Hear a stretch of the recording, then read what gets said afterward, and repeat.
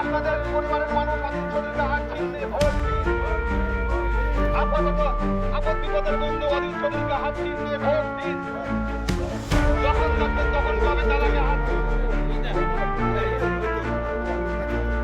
সবাই নাম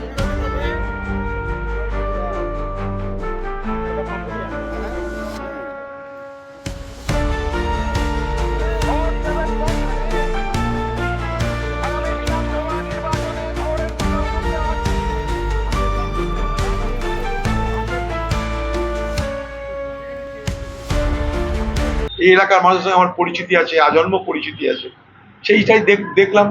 তারা নিশ্চয় বুঝলো কেন এসেছি। আমরা বললাম হাত জোর করে যে সমর্থন করবে। এই